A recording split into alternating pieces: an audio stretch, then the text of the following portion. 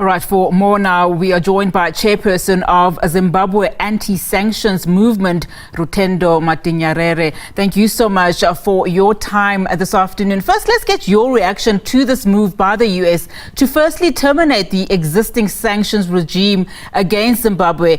But while sanctioning Zimbabwe's President Emmerson Mnangagwa and his wife and senior government officials for their alleged involvement in what they say is corruption and human rights abuses. Your take?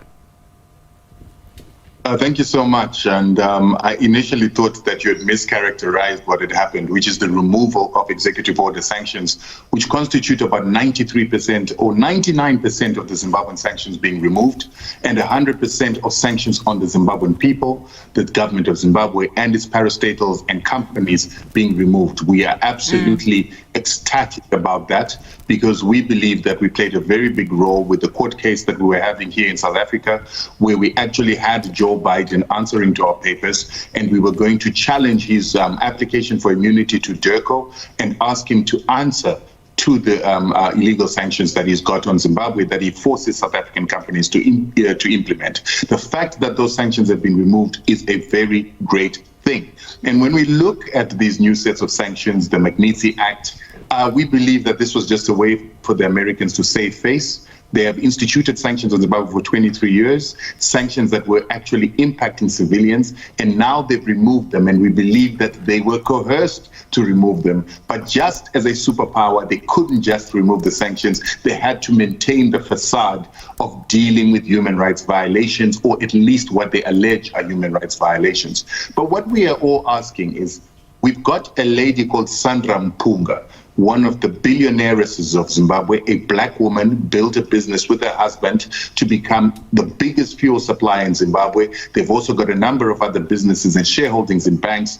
How is it that they could be abusing human rights for them to be on those sanctions lists? We've got people like Obey Chimuka, another business person who owns one of the biggest cement manufacturers in the country. The question is, how does he abuse human rights by being a successful business person? And so is Kudata Gray. And I'm not suggesting that the government officials that are on the list have violated human rights, but the question is, since when are allegations used to punish people and to take away their rights to trade and move on the basis of allegations without giving them an opportunity to answer for themselves in a court of law before punishing them? So this judicial punishment through these sanctions is still unfair, but we do celebrate the fact that the United States has removed 99% of the sanctions that were impacting Zimbabwean lives, and maybe now Zimbabwe can begin to grow. And in fact, just on your comment about, the US's way of saving face, the US Deputy Treasury General saying that, or Treasury Secretary Wally Adeyemo actually saying that, the changes they are making are intended to show what has always been clear as truth, and that is to say that the sanctions were never meant or never intended to target the people of Zimbabwe and individuals, as you've rightfully mentioned, but only to target a select few. I mean, do you find that to be the truth? It's disingenuous, because they've punished the Zimbabwean people for 23 years. And it is only after we started taking legal action, it is after we went to the United Nations and began to threaten to go to the International Court of Justice for crimes against humanity that were being perpetuated by illegal sanctions that were collectively punishing the Zimbabwean people, persecuting the Zimbabwean people, and have actually killed in excess of 1 million people in the last 23 years. We've got women who are dying giving birth. We've got children that are dying without getting to the age of 5 years of age because of these illegal sanctions that were imposed on a government to stop it from giving healthcare, education, and basic services to its people. So it has never been about human rights, plus their own universal Declaration of Human Rights and human rights laws. They say that people must be tried before they're punished. People must be given an opportunity to appear in front of a court of their peers, and they should have an opportunity to answer and defend themselves to allegations. Now, right now, these people that have remained on the sanctions, the 10 people on the Magnitsky Act, are being punished for human rights violations and corruption that has never been proved in any court of law, has never been tested in any court of law. And that extrajudicial punishment is a contravention of human rights and the very same laws created by the United States through the UN and through its human rights organizations. So it is disingenuous, and the fact that an African is the one being used to convey this kind of a lie and also to advance American hegemony is quite unfortunate.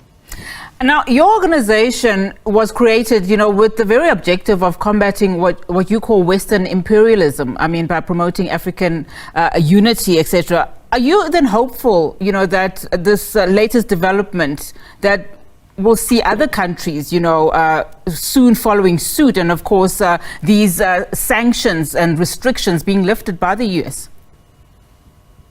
Look, my biggest fear is that the removal of these sanctions actually portends to a bigger problem and a shift in the geopolitical power of Southern Africa. We suspect that, yes, our pressure that we have given the American government was very instrumental in removing these sanctions, but we also feel that they want to target South Africa with sanctions if by any way the ANC was to actually win in the next coming elections. And if the ANC wins in the next coming elections, we believe that there will be punishment upon the ANC for standing with Palestine and taking the Israel to the International Court of Justice. We believe that the position of South Africa on Zimbabwe and the position of South Africa on Russia and Cuba will also be used to punish it with economic sanctions. So we feel that the Americans know that once they punish South Africa, then they lose their support of very powerful countries within SADC. And we believe that they are realigning to make Zimbabwe a leader in SADC or a hub in SADC, so that when they do impose sanctions on South Africa, they still have a friend in the region. And what we are warning our government to say is that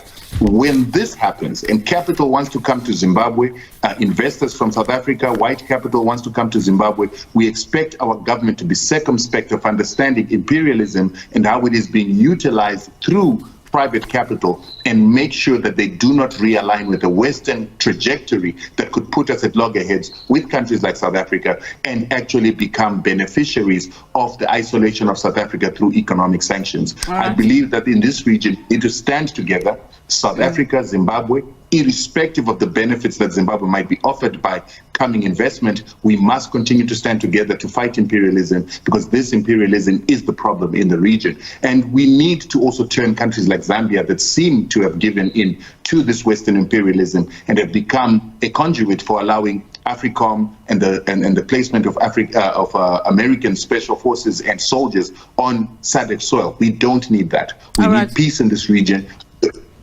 All right, Rutendo, I really appreciate your time. Thank you so much. Of course, we could talk and go on forever in as far as this conversation is concerned, but unfortunately we have run out of time. That was, of course, the chairperson of Zimbabwe Anti-Sanctions Movement, Rutendo Matinyarare.